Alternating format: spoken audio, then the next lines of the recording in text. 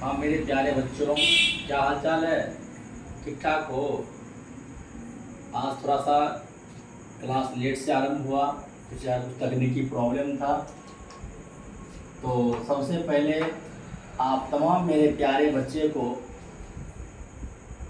Ravindra online platform पर मैं Ravindra sir आप तमाम बच्चों का स्वागत करता हूँ। चंदन, वंदन, अभिनंदन है, आदाब है, राधे राधे। मेरे तमाम प्यारे बच्चे, नमस्ते।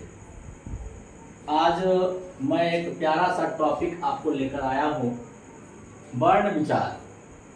वर्ण विचार इस बहुत ही महत्वपूर्ण टॉपिक है। इस टॉपिक का एक पार्ट आज आपको पढ़ाया जाएगा और इसका सेकंड पार्ट उम्मीद है कि नेक्स्ट वीडियो में आपको देखने को मिलेगा। आज चलेगा मेरे प्यारे पार्ट फर्स्ट।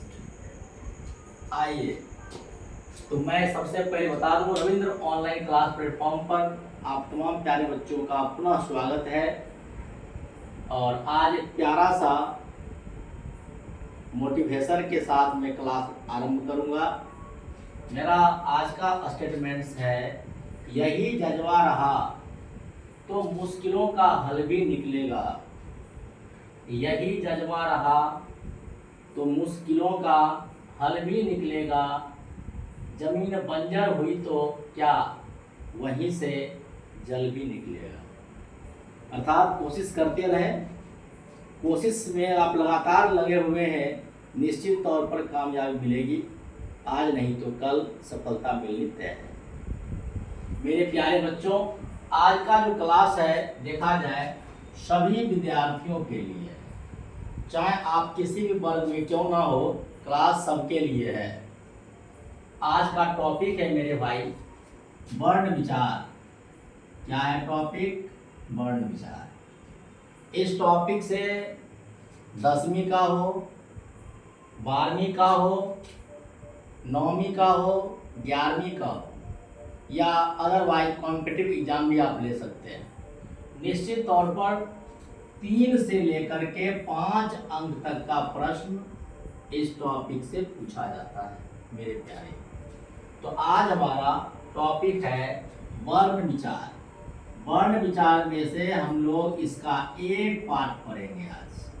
स्वर्ण वर्ण को अच्छी तरह से सीख लेंगे और इसके बाद कल का जो हमारा वीडियो आएगा वो व्यंजन वर्ण पर आएगा। तो मेरे प्यारे, सबसे पहले मैं आपको बता दूं कि वर्ण क्या होता है। वर्ण को समझिए, वर्ण क्या होता है मैं पहले ओरल समझा देता हूं, इसके बाद मैं आपको रिटेन में लिख चलूंगा। भाषा की सबसे छोटी इकाई, भाषा की सबसे छोटी इकाई क्या कहलाता है मेरे भाई? वर्ण कहलाता है। इसे हम लोग खंड या टुकड़ा नहीं कर सकते, इसे हम लोग तोड़ नहीं सकते, बस ये वर्ण कहलाता है। देखिए क्या लिखा हुआ है, वर्ण किसे कहते हैं? तो भाषा की सबसे छोटी इकाई वर्ण कहलाता है ना मेरे प्यारे। और इसे खंड या टुकड़े नहीं किए जा सकते, यानी इसे हम लोग तोड़ नहीं सकते। यहां से मेरे प्यारे बच्चे 2 प्रश्न है। पहला प्रश्न है, देखिए एक क्वेश्चन यहां से बना लेगा मेरे प्यारे बच्चे, भाषा की छोटी इकाई क्या कहलाती है? देखते जाएंगे सिर्फ भाषा की सबसे छोटी इकाई क्या कहलाती है। ऐसा अगर प्रश्न बने तो आप सीधा जवाब देंगे, भाषा की सबसे छोटी इकाई क्या कहलाएगी?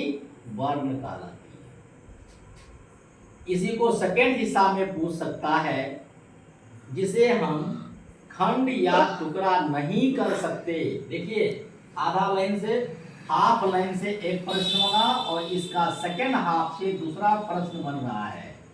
कह रहा है कि जिसे हम खंड या टुकड़ा नहीं कर सकते, मतलब जिसे हम तोड़ नहीं सकते, क्या कहलाएगा मेरे दोस्त? तो यह भी कहलाएगा मेरे प्यारे, यह भी वर्ण ही कहलाएगा। अब देखिए कुछ एग्जाम्पल है, जैसे ओ। अब बताइए ओ टूटेगा क्या? बिल्कुल नहीं। अब देखिए क, थोड़ा क के लोचा को समझिए। अगर क में यहाँ देखिए जरा गौर से, सब वर्ड में जितने भी वर्ण हैं सभी में हलंत लगा हुआ है। क हलंत, यहाँ देखेंगे ट हलंत, यहाँ देखेंगे प हलंत। अगर सपोज थोड़ा सा घुमाना चाहे, हार्ड करना चाहे, हलंत हटा देगा। अब लीजिए मान लिया जाए आपसे पूछिएगा क्या क वर्ण है? हाँ या ना का ऑप्शन बना लेगा। क्या क वर्ण है? हाँ ऑप्शन ए, ऑप्शन बी ना, ऑप्शन सी कुछ नहीं कह सकते, ऑप्शन डी बता दें क्या हो। तो क मेरे प्यारे वर्ण नहीं है। अब प्रश्न उठता है सर कैसे नहीं है? आपने क्या कहा? इसके कॉन्सेप्ट को देखिए, जिसे खंड या टुकड़ा नहीं कर सकते। देखिए क लिए तो क में मेरे प्यारे क हलन जोड़ ओ आएगा। क कैसे बना हुआ है? क हलंत जोड़ ओ से क बना हुआ है। अब बताइए मेरे प्यारे बच्चे ये क्या बता रहा है, इस पर ध्यान देंगे। क्या आपने खंड या टुकड़ा कर दिया? इस क को देखिए, क्या यहाँ टुकड़ा हुआ? बिल्कुल टुकड़ा मैंने कर दिया। अब टुकड़ा हो जाएगा तो वह वर्ण नहीं है, टुकड़ा नहीं करेंगे तो वर्ण होगा। क्लियर? आइए सेकंड क्वेश्चन की ओर चल रहे हैं। कई बार मैं देखा हूं क्वेश्चन पूछ लिया है वर्ण की संख्या कितनी होती है? वर्ण की संख्या कितनी होती है? ये तो सिंपल है, ताश के जितने पत्ते होते हैं, ताश का जितना पत्ता होता है उतना ही वर्ण। ताश में मैथ पढ़ेंगे, मैथ में भी जरूरत पड़ती है, मैथ में भी। तो ताश में भी मैथ का कहीं कहीं मिलन जुलन होता है। वर्ण की संख्या आपसे पूछा है मेरे दोस्त, तो देखिए कंफ्यूज नहीं करेंगे। वर्ण की संख्या कितनी है? आप सीधा कहेंगे 52, 52 है ना। अब प्रश्न है कि 52 कैसे कैसे है? मैं जरा हिसाब बता रहा हूँ, सबका डिटेल्स धीरे धीरे लिया जाएगा। आइए पहला देखिए, 52 में सबसे पहला स्वर वर्ण की संख्या मेरे प्यारे कितना है? देखा जाए स्वर वर्ण, इसकी संख्या 11 हो गई। और मालूम होगा स्वर वर्ण जो है अ से लेकर के अ तक जाता है। अब इसके बाद देखेंगे मेरे प्यारे अयोग व की संख्या कितनी है? 2, इसमें अंग आ जाएगा। 11 2 13। आइए मेरे प्यारे स्पर्श वर्ण की संख्या कितनी हो जाएगी? स्पर्श वर्ण की संख्या कितनी होगी? ये हो जाएगा 25। काउंट करते रहे, 11 2 13, 13 और 25 कितना हो गया? 25 10 35 3 38। आइए अंतास वर्ण की संख्या, आगे लंबा क्लास का टॉपिक पर हम लेंगे, कुल सबका कॉन्सेप्ट समझाएंगे, फिर एग्जांपल पर ले जाएंगे। फिलहाल बस 52 तक देखना है। अंतास वर्ण की संख्या कहेगा तो मेरे प्यारे क्या कहेंगे? 4। कितना हो गया अभी तक में? 13 और 25, 38 4 42, 42। आइए उस वर्ण की संख्या मेरे कितना है बच्चे? 4, 42 4 46। आइए संयुक्त वर्ण की संख्या कितनी है? 4। और द्विगुण की संख्या कितनी है? तो 2। सबको काउंट करने पर 13 25 10 35 3 38 4 42 4 46 4 50 2 52। कुल मिलाकर के मेरे प्यारे वर्ण की संख्या 52 है। अब कल का क्लास जो हमारा होगा बहुत ज्यादा डिटेल्स पे होगा। स्पर्श वर्ण का डिटेल्स बताऊंगा मैं, अंतास्त का बताऊंगा, उष्ण का बताऊंगा, संयुक्त का बताऊंगा और द्विगुण का बताऊंगा। फिलहाल स्वर वर्ण के क्लास को आगे बढ़ाएंगे। आइए अब आपसे पूछा जाएगा मेरे दोस्त वर्ण के कितने भेद होते हैं? तो आप क्या कहेंगे? वर्ण के कितने भेद होते हैं मेरे दोस्त? तो वर्ण के 2 भेद होते हैं, है ना। देखिए पहला है स्वर वर्ण। पहला क्या है भाई? पहला क्या हो जाएगा? स्वर वर्ण, है ना। और दूसरा हो जाएगा व्यंजन वर्ण। आपसे पूछेगा वर्ण के कितने भेद? आप क्या जवाब देंगे? सीधा कहेंगे वर्ण के दो भेद होते हैं, एक होता है स्वर वर्ण, दूसरा होता है व्यंजन वर्ण। ओके, आइए आज का क्लास स्पेशल क्लास है स्वर वर्ण के नाम। आज का क्लास किस वर्ण के नाम मेरे दोस्त? स्वर वर्ण के नाम। आइए सबसे पहले पढ़ते हैं स्वर वर्ण है क्या। देखिए स्वर वर्ण क्या है, मैं पहले ओरल समझा देता हूं फिर आऊंगा बोर्ड पर। जिस वर्ण के उच्चारण में किसी दूसरे वर्ण की सहायता नहीं ली जाती है, जिस वर्ण के उच्चारण में किसी दूसरे वर्ण की सहायता नहीं ली जाती है या बिना किसी के मदद से बोला जाता है, उसे स्वर वर्ण के नाम से जानते हैं। आया समझ? स्वर वर्ण क्या होता है? जो बिना किसी के मदद से बोला जाए। अब देखिए एक आध बार क्वेश्चन यहाँ पे खींचा गया है, वैसा वर्ण जो बिना किसी के सहायता से बोला जाए, बिना किसी के मदद से बोला जाए कहलाता है ऑप्शन ए स्वर वर्ण, ऑप्शन बी व्यंजन वर्ण, ऐसे करके ऑप्शन सी इनमें से कोई नहीं, ऑप्शन डी तो बना लिया जाता है। अगर किसी की सहायता नहीं लगी तो मेरे प्यारे हो जाएगा स्वर वर्ण। एक आध बार मैं यह भी प्रश्न देखा हूँ, ध्यान देंगे मेरे साथ बने रहेंगे। स्वर वर्ण की संख्या कितनी होती है? आपसे पूछा जाएगा मेरे दोस्त स्वर वर्ण की संख्या कुल कितनी होती है, स्वर वर्ण कितने होते हैं? आप सीधा जवाब देंगे मेरे प्यारे, स्वर वर्ण की संख्या 11 होती है। दिखाई दे रहा होगा स्पष्ट? स्वर वर्ण की संख्या कितनी होती है? 11। अब प्रश्न उठता है कि 11 कौन कौन सा है। देखिए कुछ नहीं है, अ आ से आप शुरू करेंगे सीधा औ तक आ जाएंगे, अ आ से शुरू करेंगे सीधा औ तक आएंगे। देखा जाए अ आ हर्ष ई दीर्घ ई हर्ष उ दीर्घ उ, री ए ऐ ओ औ। काउंटिंग कर लीजिए 1 2 3 4 5 6 7 8 9 10 11, बस यही स्वर वर्ण की संख्या। यहाँ से क्वेश्चन क्या बना सकता है? हो सकता है कि इसमें से ले लेगा इसमें से कौन सा स्वर वर्ण है, बहुत सारे व्यंजन वर्ण मिक्स करके एक यहाँ से ले लेगा, और इनमें से कौन सा स्वर वर्ण है 3 लेकर के चौथा ऑप्शन बना लेगा उपयुक्त सभी, है ना। मैं कभी इसका टेस्ट भी लूंगा, देखिए आगे। तो स्वर वर्ण की संख्या समझ में आ गई। आइए थोड़ा सा आगे देखते हैं। यहाँ देखिए पूछा जाएगा उच्चारण में लगने वाले समय के आधार पर, ध्यान दीजिएगा यहाँ से बहुत टफ क्वेश्चन भी बना लेता है। उच्चारण में लगने वाले समय के आधार पर स्वर वर्ण के कितने भेद होते हैं? समझ में आ रहा है? उच्चारण में लगने वाले समय के आधार पर स्वर वर्ण के कितने भेद होते हैं मेरे प्यारे? सीधा जवाब देंगे सर, उच्चारण में लगने वाले समय के आधार पर स्वर वर्ण के 3 भेद होते हैं। कितने भेद होते हैं? 3 भेद। आइए पहला देखिए, पहला है स्वर ह्रस्व स्वर, दूसरा देखेंगे दीर्घ स्वर, और तीसरा देखेंगे मेरे प्यारे पलुत स्वर।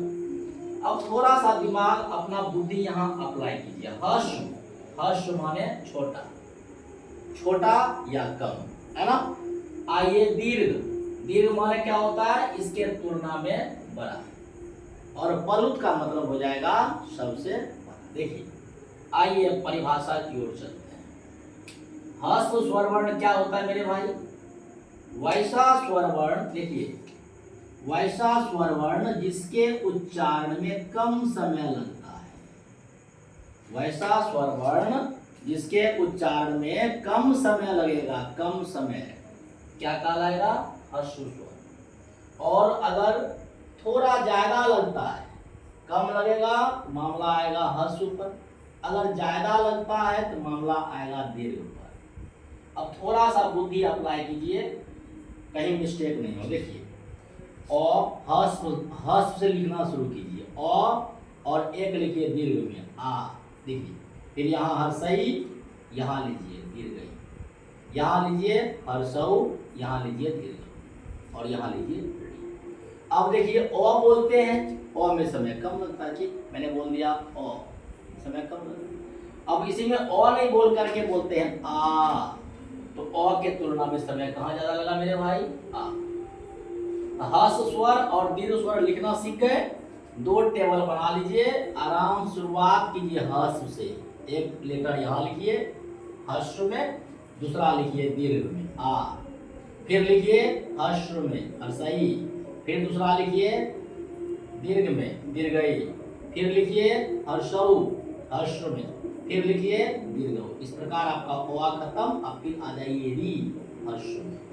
तो ओ, हर्षई, हर्षऊ और री, ये चार जो आपको दिखाई दे रहा हर्ष स्वर है, और आ दीर्घई और दीर्घऊ जो है ये है दीर्घ स्वर, है ना। परीक्षा में फंसाना चाहे कि और कौन सा स्वर वर्ण है, नो मिस्टेक हर्ष। आ कौन सा है, तो नो मिस्टेक दीर्घ। आइए अब थोड़ा यहाँ देखते हैं पलुत में क्या होता है। पलुत तो सीधा समझिए, वैसा स्वर वर्ण जिसमें 3 गुना समय लगता है। मतलब क्या? सीधा सा मतलब है कि दोनों के तुलना में, इसके तुलना में, हस्व के स्वर के तुलना में और दीर्घ स्वर के तुलना में, दोनों के तुलना में ज्यादा समय लगेगा मेरे प्यारे, कहलाएगा पलुत स्वर। बोल के देखिए, हमने बोला अ, देखिए समय कम लगा, हर्ष हो गया। हमने बोला आ, इससे थोड़ा समय ज्यादा लगा। अब कहेंगे हे राम, क्या आपको दिखाई दे रहा है मेरे भाई? दोनों के तुलना में समय यहाँ ज्यादा लगा, है ना, पलुत में। तो समय अगर सबसे ज्यादा लगता है तो पलुत, सबसे कम हर्ष, और थोड़ा बीच में दीर्घ। तो आशा है उच्चारण में लगने वाले समय के आधार पर स्वर वर्ण के 3 भेद होते हैं, और शायद आप तीनों समझ गए होंगे, है ना मेरे प्यारे। आइए थोड़ा देखिए। अब आपसे पूछेगा उत्पत्ति के आधार पर स्वर वर्ण के कितने भेद होते हैं। देखिए ये सभी क्वेश्चन बनेगा। उत्पत्ति के आधार पर स्वर वर्ण के कितने भेद, तो आप सीधा कहेंगे 2 भेद। उत्पत्ति के आधार पर स्वर वर्ण के कितने भेद होते हैं? कितने भेद होते हैं? 2। एक होता है मूल स्वर, कंफ्यूज होना नहीं है। अब दिमाग लगाइए, थोड़ा सा दिमाग। हर्ष स्वर का एग्जांपल लिख लीजिए, अ, हर्ष ई, हर्ष उ और री। यहाँ देखिए अ, हर्ष ई, हर्ष उ और री, यानी कि हर्ष स्वर का ही दूसरा नाम हो जाएगा मूल स्वर। जिसमें सिर्फ एक होगा वो हो जाएगा मूल स्वर। तो परीक्षा में पूछ लेगा उत्पत्ति के आधार पर अ क्या है, तो आप क्या जवाब देंगे? मूल स्वर। हर्षई क्या होगा? मूल स्वर। हर्षऊ क्या होगा? मूल स्वर। री क्या होगा? मूल स्वर। क्लियर? आइए थोड़ा देखते हैं। संधि स्वर। संधि का मतलब होता है जुड़ना।